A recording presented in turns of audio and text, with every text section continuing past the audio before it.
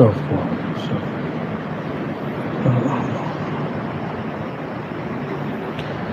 Assalamualaikum warahmatullahi wabarakatuh. Alhamdulillah rabbil alamin alladhi an'amana bi ni'matil iman wa syarrafana bi ni'matil islam wa faddalana bi ni'matil ihsan. Asyhadu an la ilaha illallah wa asyhadu anna Muhammadan abduhu wa rasuluh. Allahumma salli wa sallim wa barik ala sayyidil wujud Sayyidina Ahmad wa ala alihi wa ali baitihi wa dhurriyyatihi ajma'in. Amma ba'du. Jemaah yang dimuliakan Allah, Masjid Al-Ittihad ya.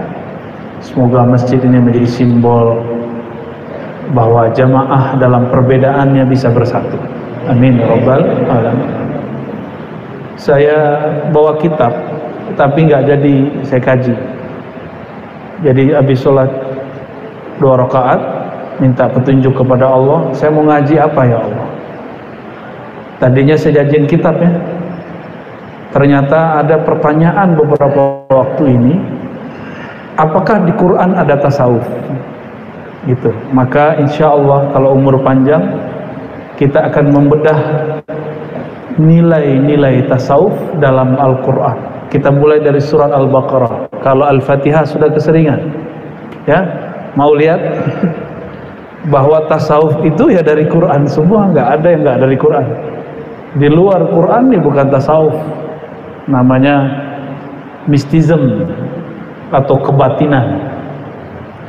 Kebatinan ini kalau tidak diislamkan ya menyimpang, ya, mistis orang nyebutnya. Kita mulai dari Al-Baqarah. Semoga nanti teman-teman, sahabat-sahabat semua ayatnya mungkin biasa dengar. Nanti pemahamannya ada yang kita ulik-ulik yang barangkali selama ini kurang diperhatikan, kita munculkan. Insya Allah. Sebelumnya mari kita kirimkan Al-Fatihah untuk baginda Nabi Muhammad SAW, Sayyidina Ahmad, Sayyidina Muhammad, dan Imam akhir zaman. Semoga kita nanti membersamainya. Meskipun sekarang dia sedang dirahasiakan Allah, Al-Imam Al-Mahdi ya. Ini nanti akan banyak fitnah-fitnah nanti di akhir zaman, orang yang mengaku, orang yang dituduh, macam-macam ya. Kita tidak tahu masa depan, kita kirim saja salam Al-Fatihah untuk mereka, untuk beliau. Semoga dalam fitnah itu kita dapat membersamai beliau. Begitu juga kepada Sayyidina Balya bin Abil Abbas Khidir alaihi salam, Sayyidi Abdul Qadir Jilani, Sayyidi Habib Hasan, Sayyidi Muhammad Bahuri Syah Naqsyabandi wa jami' sadatina al-awliya as-salihin, dan semua guru-guru kita yang meriwayatkan Al-Quran, terutama jalur Imam Asim yang diriwayatkan oleh Imam Hafiz ya. Masyayikh kita yang mengajarkan tafsir, ilmu rohani, lahum walana al-Fatihah. A'udzubillahi bismillahirrahmanirrahim. Ya nasib sabr.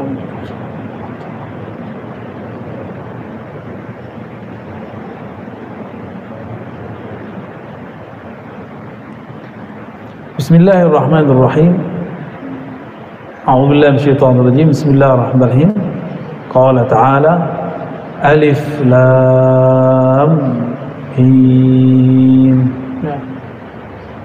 Ini harusnya dibahas tapi saya keep dulu ya, karena panjang pembahasannya. Karena satu alif bisa satu pertemuan bisa lebih. Jadi kita keep dulu ya. Yang pasti tanya kepada semua ahli bahasa, mereka tidak bisa menjelaskan kebahasaan alif lam mim, karena bahasa mereka masih bahasa bumi, sedangkan alif lam mim bahasa langit ya. Semua orang Arab bingung. Kita alhamdulillah diizinkan Allah Subhanahu wa taala mendapatkan ayat-ayat seperti ini. Dan dibacanya bukan alamun. Alamun artinya penyakit, sakit. Tapi kalau alif itu satu huruf, satu makna, satu ma'rifat. Lam itu satu huruf, satu makna, satu ma'rifat. Mim itu satu huruf, satu makna, satu ma'rifat. Dulu Ibnu Katsir menjelaskannya sedikit saja, tergantung yang dia dapatkan dari riwayat Imam Ibnu Majah, Imam At-Tabari, mohon maaf ya, Imam Tabari, yang kemudian Tabari juga meriwayatkan dari Imam Imam Mujahid, Muqatil, Tawus, dan mereka semua murid daripada Ibnu Abbas radhiyallahu taala anhuma. Jadi ini saya keep dulu ya, karena dulu ada orang sok pinter ngomong begini, ini hanya Allah yang maha tahu. Dia nukil kalam Imam Suyuti. Imam Suyuti ngomong begitu, bukan berarti kita nggak boleh tahu. Untuk segala hal pasti Allah lebih tahu, benar nggak? Bukan berarti kita nggak boleh. Ya, kita siapa tahu diberitahu oleh Allah Subhanahu wa taala. Maka alif lam mim ada maknanya di kitab tafsir, apalagi di kolbu para kekasih-kekasih Allah Subhanahu wa taala. Ini simbol-simbol alif lam mim itu. Kita langsung saja, dzalikal kitabu la raiba fihi. Dzalika secara harfiah artinya itu, itulah. Tapi ahli tafsir seperti Imam Ibnu Katsir, Suyuti mengartikan zalika itu hadza, ini. Saya sangat takzim kepada mereka, tapi saya tetap mengembalikan makna zalika kepada zalika, bukan haza. Zalikal kitab, itulah kitab, yaitu alif lam mim satu kitab. Ya. Lam mim, alif lam mim itu pembahasannya satu kitab di alam sana. Makanya diurai salah satu bentuknya Al-Qur'an ini. Ya. Zalikal kitab, demikianlah kitab. La raiba fihi. Sisi tasawufnya di mana di sini? La raiba fihi. Ini pertama. Dalam ilmu tasawuf tidak boleh ada raiba. Apa arti raiba? Syak, keraguan. Ragu kita kepada Allah, ragu kita berguru. Ragu itu dari syaitan.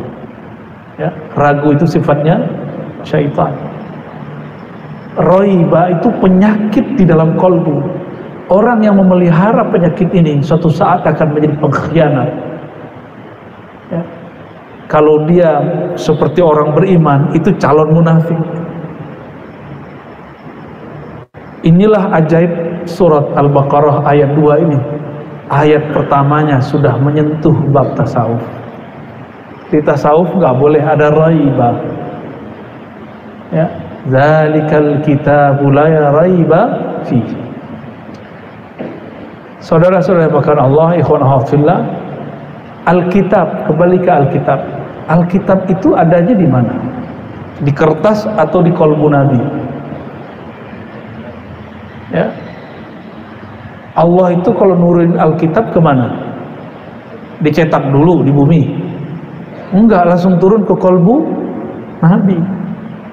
Maka ada istilahnya Kitabu Ar-Risalah, kitab risalah yang ada dalam kolbu Nabi. Itu istilah aja. Itulah yang Nabi bacakan. Ada yang Nabi katakan ini sumbernya Allah, bernama Al-Quran. Penjelasan dari beliau bernama sunnah atau hadis. Semuanya kitab. Coba diulang-ulang, diingat-ingat. Kitab Sahih Bukhari itu menceritakan siapa? Rasulullah. Terus Rasulullahnya siapa dong? Sahih Bukhari kitab nggak? Benar. Tentang siapa Sahih Bukhari? Tentang Rasulullah. Berarti Rasulullahnya siapa dong? Rasulullah lah Alkitab yang sebenarnya. Qalbu beliau itu isinya Alkitab. Tuh sisi tasawuf Pak kalau menafsir. Sayyidah Aisyah menangkap itu ketika ditanya oleh sahabat Nabi, apakah akhlak Rasulullah? Jawabannya apa? Khuluquhul Quran. Akhlaknya Quran. Quran itu Alkitab. Kalau akhlaknya Quran, yang punya akhlak apa dong? Alkitab. Maka salah satu nama Rasulullah itu Alkitab. Jadi kolbu Nabi namanya apa? Alkitab. Jadi ini boleh diartikan zalikal kitab. Inilah kitab yang ada di kolbu Nabi. La raiba fihi. Tidak boleh ada keraguan darinya. Dari kolbu Nabi lah dibacakan. Jadinya nih, ini satu kitab bukan? Dari mana datangnya? Dari kolbu Nabi. Maka kolbu Nabi itu sumber kitab kita. Paham maksudnya? Jadi kira-kira Nabi masih butuh sekolah nggak kalau gitu?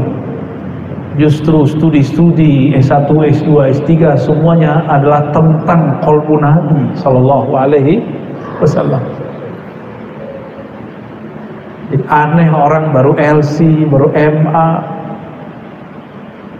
terus berani bantah-bantah Al-Quran, itu aneh. Atau bantah ulama-ulama ahlul Quran. Dia nggak ngerti, dia bilang ulama yang mengerti tasawuf ini zindik. Saya sering nanya, Pak, Nabi yang di Madinah sama Nabi yang di sini sama nggak? Sama nggak? Jadi kalau kita sholawat di sini, kita sholawat di Madinah sama nggak? Kitab Sahih Bukhari di Madinah sama di sini sama nggak? Sama aja. Maka orang yang nggak ngaji di sono ya pulang-pulang bego. Orang yang ngaji di sini kesana ya jadi orang alim. Itulah Maulana Zakaria Kandahlawi yang nulis kitab Fadilah Amal. Datang ke Madinah jadi guru. Sidi Ahmad Al-Ghumari, Sidi Abdullah Ghumari, orang Tonja, orang pojok sono barat. Tonja itu kan wilayah Maroko, pojok sono. Datang ke Mekah Madinah jadi guru. Orang Mekah Madinah ngaji sama beliau.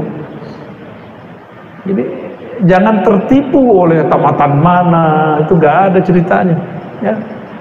Tapi pandanglah dia ngaji apa, gurunya siapa, ya. Jadi jangan gelar itu cuma gelar tertulis di ijazah. Coba dicek di jidatnya ada nggak gelarnya, ngeceknya dia bacaannya berapa gitu, ya. Jadi jangan tertipu. Saya bukan lagi belain orang tamatan luar negeri, enggak, saya nggak penting juga, karena saya punya sanad ke Timur Tengah lebih banyak daripada dari Indonesia. Sanad-sanad yang kita dapat dari ulama sana lebih banyak. Ya nggak betul-betul juga lah, yang di sini tuh nggak betul-betul juga. Cuma saya pengen mengatakan al-ibrah laysa bil makan. Orang itu dinilai bukan karena tempat dia belajar. Orang itu dinilai dengan bil juhdi fi kulli makan. Kalau sungguh-sungguh fi ayyi makan, dimanapun dia berada, ya, dimanapun dia berada. Maka antum rajin sholawat di sini, itu lebih dekat kepada Rasulullah daripada orang tinggal di Madinah tapi kurang ajar kepada Rasulullah, bentak-bentak orang di sana seperti askar-askar itu, ya. Nah ini zalikal kitab, itulah Alkitab yang ada di qalbu Rasulullah, la raiba fih, tidak boleh ada keraguanmu terhadapnya. Engkau ragu, batal. Yakin itu boleh ragu dikit kan? Ragu dikit apa namanya? Hah? Ragu dikit masih disebut yakin nggak? Yakin itu bulat 100%. Masih ada ragunya. Loh, ini rawan akan terjadi syak dan khianat. Hati-hati. Harus benar hati-hati. Hudan lil muttaqin. Hudan. Apa arti huda? Petunjuk. Oke. Petunjuk dalam bahasa Arab hudan beda dengan dalil. Dalil kepada akal, petunjuk artinya hudan ke dalam kolbu. Tuh, balik ke kolbu lagi, Pak. Mana dalilnya? Surat At-Taghabun. Antum buka surat At-Taghabun ayat berapa tuh? Ayat 10 tuh, ayat berapa tuh? Wa may yu'min billah yahdi qalbah. Ayat berapa tuh, Ustaz? Siapa yang iman percaya kepada Allah, yakin kepada Allah, kolbunya langsung yahdi, Allah kasih hidayah. Mereka inilah yang disebut kaum mahdiyin, orang yang di-guidance oleh Allah. Maka Rasulullah katakan, ya, taraktu fikum, ya, bukan gitu, alaikum bisunnati wa sunnati khulafa'ir rasyidin al-mahdiyin. Kalau aku meninggal terjadi khilaf, perselisihan di antara kalian, ikuti aku dan sunnah para sahabatku. Sahabat satu atau banyak? Maka orang yang mengatakan salaf cuma satu model, itu pendustaan terhadap salafus saleh, ya. Itu dosa besar, itu salah satu dosa besar, akan menghilangkan cahaya dari wajah orang itu. akan membuat dia emosi, akan membuat dia penuh kebencian kepada orang yang berbeda, ya. Terus apa kata Nabi? Hendaklah kalian ikut sunnah sahabat-sahabatku, khalifah-khalifahku, pengganti-penggantiku yang mahdiyin, yang rasyid, yang dapat petunjuk, cerdas, mahdiyin, kecuali hafalannya sudah tembus ke dalam kolbu. Saya punya sahabat imam masjid juga, Pak. Ketika dia dioperasi, dokter bilang dia nggak tidur, lidahnya baca ayat Quran, matanya merem. Bismillahirrahmanirrahim. Seperti dia ngimamin. Dia kalau ngimamin pasti panjang, bisa 2 halaman, bisa 1 halaman. Ketika dia operasi, yang keluar apa? Quran. Berarti Qurannya sudah masuk ke dalam kolbunya. Benarlah doa beliau, ya. Dia selalu berdoa, Allah baja'alil Quran rabi'a qalbi. Jadikan Quran itu bagian dari belahan jiwaku, belahan kolbuku. Ini doanya. Ya sampai sekarang orangnya masih hidup. Sampai hari ini orangnya tulus benar. Ya, kalau ngimamin suaranya biasa, tapi enak didengar. Kok bisa orang suaranya biasa, enak dijadiin imam? Ternyata Quran sudah di kolbunya, ya. Jadi hudan lil muttaqin, hidayah itu turun ke dalam kolbu orang yang bertakwa. Nabi bersabda dalam hadis Imam Tirmizi, at-taqwa hahuna, takwa itu di dalam dada. Berarti maksudnya di mana? Di dalam kolbu tuh, bolak-balik di situ, Pak. Kenapa orang baca ayat ini nggak ngeh juga? Ini ayat awal sampai akhirnya bicara kolbu. Ini alam kolbu semua. Tidak ragu di kolbu nggak? Di hati nggak? Ragu di hati nggak? Dapat hidayah di hati? Di hati semua. Maka nggak ada urusan tuh dapat hidayah sarungan tuh, nggak ada. Banyak sarungan. Kalau di Madura tuh teman saya cerita, orang Madura sendiri cerita, kami sarungan tuh nyambung ayam juga biasa katanya. Pakai kopiah lagi. Ini teman saya ustadz dari Madura dicerita, ya. Di tempat saya itu nyambung ayam, Bu, ya. Kalau nggak pakai kopiah ketakutnya sial, kalah katanya. Jadi dia sendiri cerita tentang orang kampung. Ya lucu lah, ya.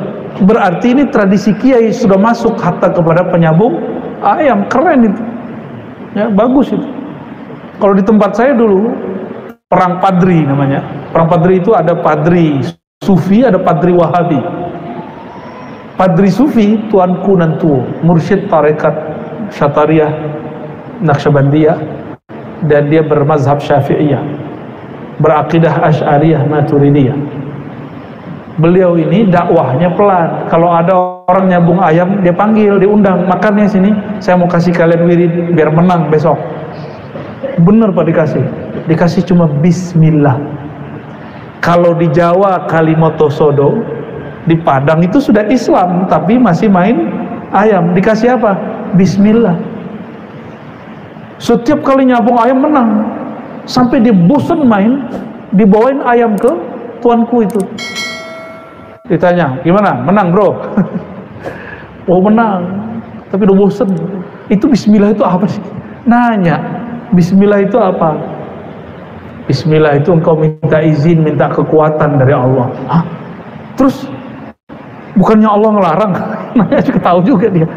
Iya, tapi kan saya yang nanggung, kira-kira gitu. Ya, tobat jadi murid, jadi mursyid habis itu. Tukang sabung ayam jadi mursyid ada. Masih mending itu, ya, masih mending itu. Fudail bin Iyad ngerampok dia. Fudail bin Iyad, maka Fudail ini ilmunya salah satu pewarisnya di tanah Jawi itu Sunan Kalijaga, mantan perampok juga tuh. Jadi wali-wali ini, ulama-ulama ini ada pewaris-pewarisnya. Ini pewarisnya fulan, ini pewarisnya fulan, ya. Ulama, al-ulama warasatul anbiya. Ini suaranya berubah, ya.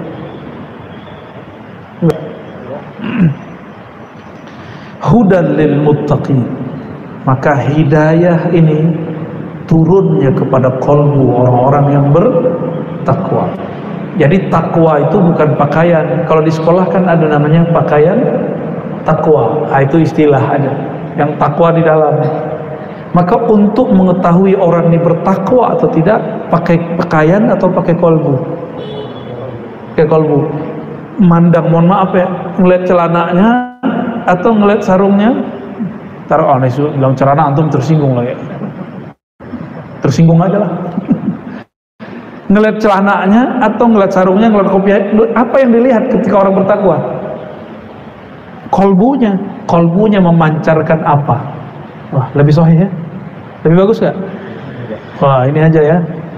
Bagus Pak Pengurus. Jadi kalau ceramah begini aja, kita lagi ngamuk dangdutan kok. Nah, ini ringkasan ya. Saya coba gak panjang-panjang, karena kalau panjang-panjang takut dikit dapat ayatnya. Alladzina yu'minuna bil ghaibi. Orang-orang, siapakah yang disebut bertakwa? Orang-orang yang percaya kepada yang gaib. Apa arti gaib? Apa beda gaib dengan batin? Kita kalau bahasa Arab nyebut gaib artinya apa? Gaib gitu, gaib. Nah, disetting lagi Pak.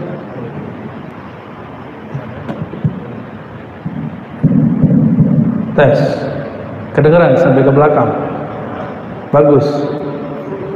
Pecah-pecah nggak? Ya sudah ya. Tapi sayanya nggak enak dengernya.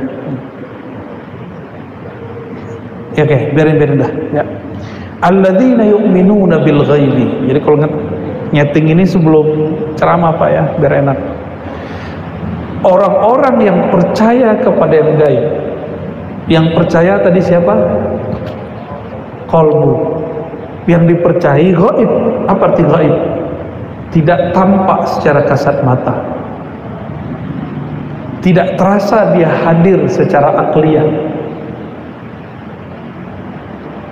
Dilihat pakai mata nggak kelihatan, didengerin nggak kedengeran, dideketin nggak bisa deket. Nah, itu namanya gaib. Jadi yang itu bahasa bebasnya, ada bahasa rugasnya.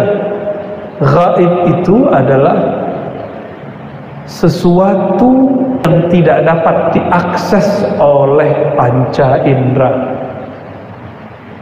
Sesuatu yang tidak dapat diakses oleh panca lima indera. Mata, telinga, penciuman, meraba, apa lagi? Lidah. Gak bisa. Coba, bisa lihat jin gak? Bisa lihat jin? Bisa lihat malaikat? Tapi mereka ada gak? Yakin? Nah, ini beda. Ngelihat gak? Melihat gak? Terasa gak? Emang ada yang ngerasain jin? Kan gak juga. Maka disebut gaib. Gaib. Apa bedanya dengan batin? Batin itu tidak tampak dengan panca indera, tapi terasa oleh rohani. Itu batin. Lain dengan kebatinan, itu mistism. Ya, kebatinan itu menentang syariat. Itu orang kebatinan. Tapi kalau batinnya sudah diislamkan, dia pasti bersyariat. Aman, insyaallah. Baik. Alladzina yu'minuna bil ghaibi. Orang-orang yang percaya kepada yang gaib. Yang gaib itu apa tadi? Yang tidak dapat diakses oleh panca indera. Wa yuqimuna sholata. Sisi tasawuf lagi. Dalam tasawuf enggak ada namanya melaksanakan sholat, enggak ada. Yang ada cuma yuqimun. Apa bedanya melaksanakan salat dengan yuqimuna salat? Yuqimun itu berarti berusaha menyempurnakan salat. Berusaha menyempurnakan salat. Tapi bisa sempurna enggak? Enggak. Maka orang-orang yang bertakwa itu selalu minta ampun karena sholatnya merasa tidak sempurna. Kayak tadi tuh, pikirannya macam-macam lagi sholat. Tapi antum berusaha toh, namanya yuqimun. Maka iqamatus sholat berbeda dengan as-sholah itu sendiri. Ya. Jadi kalau kita ini mengatakan misalnya saya sholat, nah itu sebenarnya kurang bagus secara bahasa Arab, tapi bahasa Indonesia boleh. Saya sedang mengusahakan untuk menyempurnakan sholat, bukan mendirikan juga, karena mendirikan apa yang didirikan Pak? Mendirikan dalam bahasa Melayu benar, tapi dalam bahasa Indonesia sekarang disebut mendirikan sholat. Anak kecil kita bingung, apanya yang berdiri Pak? Gitu, ya kan? Dalam bahasa Arab, nih coba dengerin, aqim wajibatak. Aqim wajibatak, apa artinya? Dirikan kewajibanmu. Enggak, usahalah menunaikan kewajibanmu, itu artinya. Ya, jadi aqim, aqama, iqamah itu berarti apa? Berusaha menyempurnakan. Makanya di Quran yang sering saya bahas di banyak tempat, Allah mengatakan fawailul lil musallin, bukan fawailul lil muqimin. Celaka bagi yang merasa sholat. Baru sholat pakai celana jingkrang dengan rasa bener ya nggak? Emang beda sholat pakai celana jingkrang sama gak jingkrang? Rasanya coba rasain. Kan sholat yang diterima orang yang khusyuk, bukan masalah celananya gimana. Kenapa celana jingkrang, bukan celana, sarung kalau di hadis, sarung yang melebihi mata kaki itu haram di zaman Rasulullah, karena itu simbol orang-orang belagu. Dulu itu sarung itu mahal, sehingga boro-boro ada kain pembatas akhwat ikhwan, nggak ada. Dulu mending itu dibagi-bagi untuk orang hidup susah, nggak ada dulu. Sekarang sarung 20.000, 30.000, 50.000 sudah dapat. Maka orang yang sarungnya di bawah mata kaki bukan lagi berarti orang kaya hari ini. Sehingga ketika dia pakai sarung, dia nggak ngerasa belagu. Maka dibedakan kibriya dengan khuyala. Kiber, sombong karena dari dalam, dengan sombong karena performan, penampilan. Itu dibedakan. Dibedakan Pak. Sombong karena penampilan disebut khuyala. Sombong karena penampilan. Sombong karena dari dalamnya sombong namanya kibr atau kibriya. Orangnya disebut mutakabbir, orang-orang sombong. Dibedakan begitu kayanya bahasa Arab. Nanti kalau sombong karena harta ada lagi namanya. Sombong karena antum punya ini dan itu beda-beda istilahnya. Ya. Allah itu tidak mau memandang orang yang kalau sholat sombong. Apakah karena dari dalam kolbunya, apakah karena sarungnya, apakah karena jamnya bagus, apakah karena. Intinya adalah adakah merasa lebih dari orang lain. Contoh nih Pak, pakai sarung B.S. Nah, udah kita sebut aja sih BHS ya. Yang punya kayaknya Habib tuh kayaknya. Biar aku aja lah tuh. Di Pekalongan sebenarnya banyak tuh sarung bagus-bagus, cuma kurang populer aja. Saya suka tuh sarung-sarung Pekalongan itu. Kalau pakai sarung yang mereknya barusan, kan mereknya di depan Pak. Wah, pas ruku BHS. Itu namanya khuyala, paham? Jadi khuyala sekarang bukan jingkrang, nggak jingkrang ya, mohon maaf jangan tersinggung. Awal-awal saya pakai BHS begitu Pak. Awal-awal nggak ngerti. Terus orang bilang, kok sarungmu bagus? Bagus apaan? Karena hadiah semua Pak. Kasih hadiah sama orang.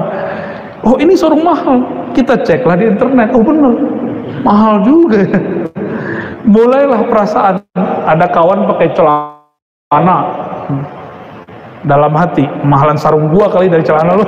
Serius, wallahi saya pernah ngomong begitu sholat. Itu namanya khuyala. Saya minta ampun kepada Allah. Kan orang yang pakai celana kan dia ngeremehin orang pakai sarung. Ah, kere gitu kan. Dia nggak tahu harga sarung. Harga sarung ada seharga handphone dia juga ada, ya nggak? Itu kalau dibawa dalam sholat, rasa itu baru disebut khuyala. Ya, nggak sepakat gak apa-apa, yang penting paham dulu. Lagi sholat, antum seharusnya mengingat Allah, tapi sekarang ingatnya sarung. Makanya saya nggak menganjurkan antum bawa sajadah bagus-bagus, kecuali di hatinya bab syukur. Jadi sajadah itu gak usah gede-gede kalau ke masjid ya. Wah, ya segitulah tuh. Jangan gede-gede lah ke masjid. Minimalis, berhemat. Ya. Biar nggak kelihatan kalau kita ini kemudian terganggu. Ini saya sholat pakai cincin. Oh, bagus juga cincin gua. Ah, itu harus copot, Pak. Alhamdulillah nggak terganggu. Malah saya bawa, ya Allah, bersyukur ya Allah, biar nambah lagi kan. Itu salah niat juga tuh syukurnya. Syukurnya bukan karena Allah layak disampaikan terima kasih kepadanya, tapi bersyukur karena modus. Salah lagi ya. Jadi yuqimunas shalah, orang-orang yang berusaha menyempurnakan, menunaikan hak-hak kewajiban dalam sholat, dan mereka pasti mengatakan, sholatku tidak sempurna ya Allah. Maka selesai assalamualaikum, yang dianjurkan pertama kali adalah istighfar, astaghfirullah. Itu rahasianya. Ini rahasia yuqimun ya. Tasawuf nggak nih? Tasawuf nggak nih? Tasawuf, Pak. Emang ada sufi nggak sholat? Ya nggak ada. Sufi ya sholat. Nggak ada sufi yang nggak sholat ya. Wa mimma razaqnahum yunfiqun. Dan di antara mimma, dan sebagian daripada apa yang razaqna, kami rezekikan kepada mereka, harta ya, duit, tanah, rumah, waktu, ilmu, itu rezeki semua. Hum yunfiqun, yang kami berikan kepada mereka, mereka nafkahkan. Infak dalam bahasa Arab artinya dibelanjakan, disalurkan, beda dengan sedekah. Jadi infak dalam bahasa Arab lebih umum daripada sedekah dan zakat. Infak itu membelanjakan, menyalurkan, dan dia tidak mesti materi, bisa jadi materi. Jadi jika saya ngajar, saya niatkan untuk berbagi ilmu, maka saya disebut menginfakkan ilmu. Masalahnya nanti Bapak kasih saya honor, gak kasih honor, itu urusan lain ya. Tapi ketika saya berniat, ya Allah, aku ingin menginfakkan ilmu yang Engkau beri, menyampaikannya, maka disebut yunfikun. Apalagi Bapak punya harta. Saya mau tanya, lebih mahal ilmu atau harta? Maka jangan coba-coba ukur ustadz, guru, kiai dengan hartamu. Gak bisa, Pak. Kecuali kiai-kiai dunia, ustadz-ustadz dunia, ulama-ulama silakan ukur dia dengan dunia. Mereka kalau ngasih amalan dimaharkan dunia, itu urusan dia. Ilmu begini bisa dibeli pakai dunia. Gak ada apapun di alam semesta yang bisa beli ini. Maka Nabi ukur, apa kata beliau? 2 rakaat antara azan subuh dan iqamah itu lebih afdol dari dunia isinya. Itu ibadah baru 2 rakaat. Dan Nabi mengatakan 1 bab ilmu lebih afdol daripada 1000 rakaat yang tadi. Gitu. Jadi kalau mau kasih hadiah guru, kasih aja, jangan merasa berjasa ya, apalagi cuma korban sedikit ya. Maka ciri-ciri antum hadiahnya diterima di sisi Allah, udah ngasih gak merasa ngasih. Bantu orang miskin gak ngerasa bantu, ngasih hadiah guru, ngasih hadiah teman, tidak merasa memberi mereka. Mau bangun masjid tidak merasa dirinya berjasa untuk masjid. Sudah begitu belum? Kalau belum, PR kita masih banyak. Berarti razaqnahum yunfikunnya belum benar. Nih coba lihat, razaqna, kami yang berizki mereka. Orang kalau faham bab ini, dia tidak akan iri kepada orang lain. Kenapa? Yang memberi rezeki siapa? Jadi ini kalau boleh diterjemahkan, di antara yang kami kirimkan rezeki untuk mereka, Allah kalau kirim lebih canggih daripada JNE. Apalagi namanya? Tiki, apalagi cuma? JNT. Nanti apal aja, sering kirim surat ya, ditolak semua ya. Kalau lembaga-lembaga duniawi ini, perusahaan-perusahaan duniawi ini kirim dengan alamat yang jelas sampai, kita ini belum lahir nama kita sudah ada, di mana kita tinggal semuanya sudah ada. Kira-kira kalau Allah kirim, mungkinkah salah kirim? Maka kalau orang paham ini, tidak mungkin ada iri dengki di kantor, gak mungkin di komplek orang iri dengan tetangganya, karena rezeki gak akan salah masuk. Paham ya, insya Allah ya? Ya, gak mungkin ketukar jodohnya. Ya, aku suka dia, ya kamu suka doang, tapi kan jodoh belum tentu. Ya, jodoh urusan Allah. Sukailah, tapi jangan kemudian memaksakan jodoh di sana. Cinta-cinta aja, jangan cinta dengan nafsu. Cintalah dengan ruhmu, maka akan muncul kepasrahan, keridhaan. Tafadhal azan.